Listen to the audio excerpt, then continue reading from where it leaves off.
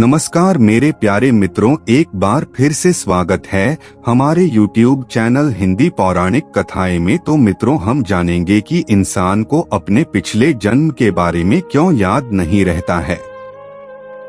दोस्तों, पुनर्जन्म का अर्थ होता है कि एक बार फिर से शरीर को प्राप्त होना। हिंदू धर्म शास्त्रों के अनुसार मनुष्य का मूल स्वरूप आत्मा है, न कि उनका शरीर।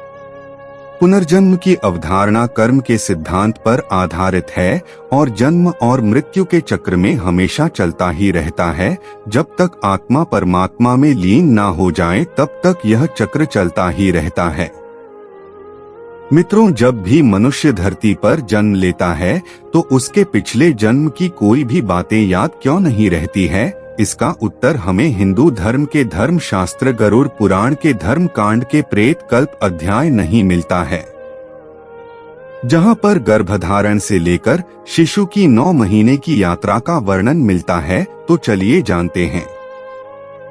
गरुड़ पुराण के अनुसार भगवान विष्णु गरुड़ को यह बताते हैं कि शिशु जब मां के गर्भ में होता है तब उसे अपने सभी पिछले जन्मों के कर्मों को याद होता है और वह भगवान से प्रार्थना करता है कि हे ईश्वर, मैं इस गर्भ से अलग नहीं होना चाहता हूँ, क्योंकि बाहर वही सांसारिक दुनिया है जहाँ मुझे जाने अनजाने में पाप कर्म करने पड़ेंगे। इस कारण मैं बड़े दुख से व्याप्त हूँ, फिर भी दुख रहित होकर आपके चरण का आश्रय लेकर आत्मा का संसार से उद्धार करूँगा। माता के गर्भ में पूरे 9 महीने शिशु भगवान से यही प्रार्थना करता है। लेकिन यह समय पूरा होते ही धीरे धीरे 6 मास के बाद शिशु का मस्तक नीचे की ओर और पैर ऊपर की ओर हो जाते हैं। ऐसी स्थिति में वह चाहकर भी इधर उधर हिल नहीं पाता है।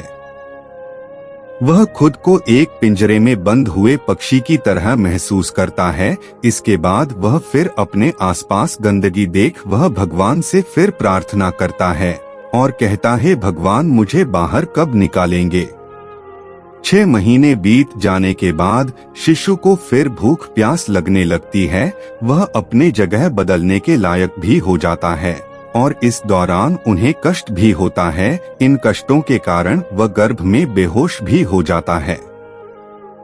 शिशु की माता जो भोजन ग्रहण करती है वही उसके लिए भी होता है।